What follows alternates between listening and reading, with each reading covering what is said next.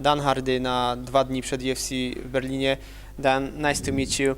Have a question about because I know everyone keep asking about you coming back, and it's pretty boring question for you probably. But what do you do with your free time, if you have any free time? At the moment, I don't have a lot. I'm in the process of moving back to the UK from Las Vegas, so that's taken a lot of my time and energy. But I do a lot of yoga in my spare time. That's one of my main focuses right now. I'm trying to rebuild and rehabilitate my body, so if and when I do get back to fighting, I'm healthier and I move better. But I have a lot of things I like. So I like to spend a lot of time outdoors. I do a lot of things in nature. And I used to do a lot of art, which I'm hoping to get back to soon.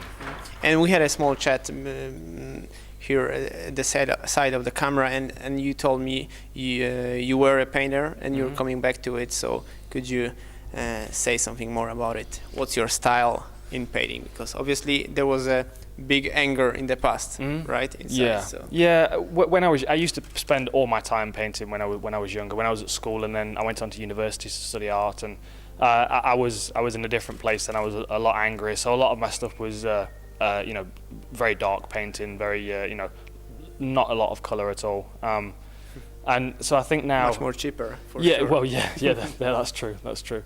But I think now I've grown up a lot, and I've experienced a lot in my life that I could draw from now, which I didn't have in my teens. So I think that when I do get back to painting, I'll be able to do something entirely different, and it'll be nice to have that space again, have that time to create something, which I've not done for a long time. And where did the commentating thing for UFC came from? It was just it was an opportunity that was offered to me. Obviously, you know the details about my career being put on hold as a fighter, and that was very frustrating. But at the same time, this opportunity came up to cover the EMEA events, and it just made perfect sense. I love the sport, and I love being a fan of the sport. And unfortunately, when you're a fighter, at times it can be very difficult to be a fan of the sport, because you can't look at a fight without feeling like you're at work. And although now I'm watching a lot of fights and doing research, I'm not looking at the fight as if I have to take on that person myself, which I would do even if I was in a different weight class to them. I would always look at them and see how I would beat them and how they could beat me, and see if I could change a bit, evolve a bit from it. Whereas now I can just kind of enjoy the techniques and be a fan of the fighters. And you said about the frustration when not fighting, but when you observe what's going on in the division, in the sport, what's the biggest frustration for you with the sport? My biggest frustration for me is the fact that now my weight division is filled with strikers, and unfortunately, when I was competing, I was obviously George St. Pierre was the champion, and there were a lot of good wrestlers, a lot of good grapplers, and now there are a lot more guys that are willing to stand and trade, which for me is a lot more fun. I get so much more enjoyment out of trading punches than grappling. I do enjoy the grappling, don't get me wrong, but my passion is in the striking, and I think that now the welterweight division is much more of a striking environment, and I would have a lot more fun there. And speaking about GSP, have you seen him here? Because he's here. I haven't seen him yet. I've seen him on a couple of fan photos. I've heard he's around, but I've not had a chance to connect with him yet. Do you agree with his decision about leaving the sport, at least for a while, and the reasons he's talking about? I do, yeah, I do.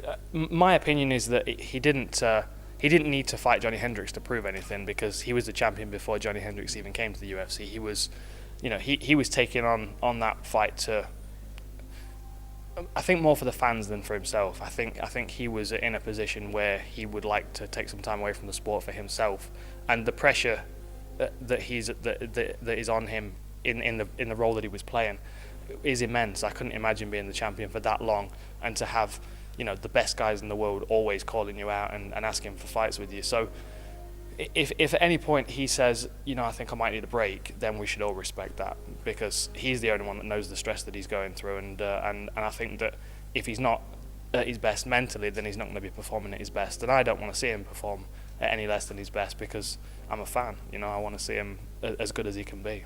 And not only GSP, but there are so many fighters which are the game plan masters, and it is killing the sport somehow. It's effective, but not it doesn't look good for the fans.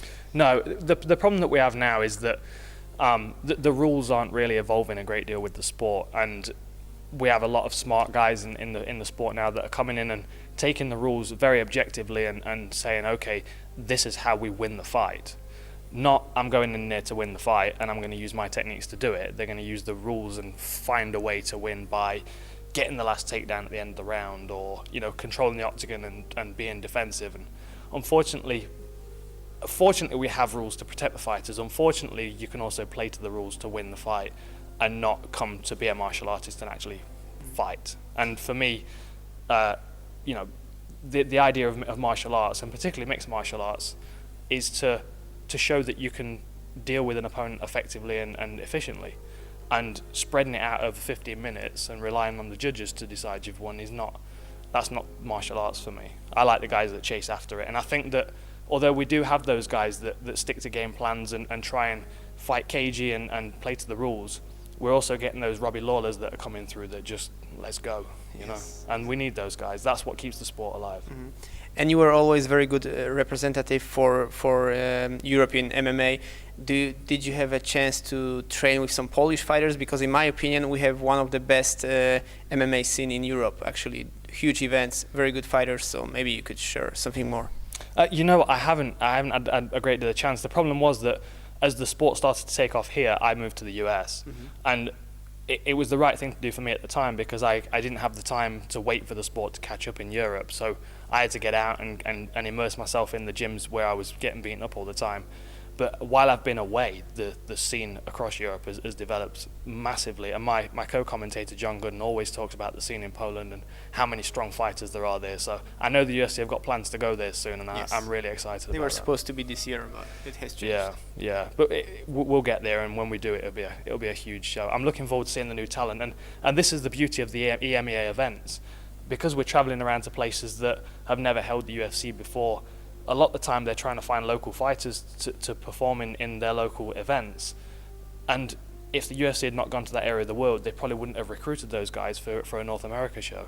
So this gives us an opportunity to almost go out into the world and find other international mixed martial artists. And as we can see, places like Poland have got a scene that's blowing up and producing really dangerous guys.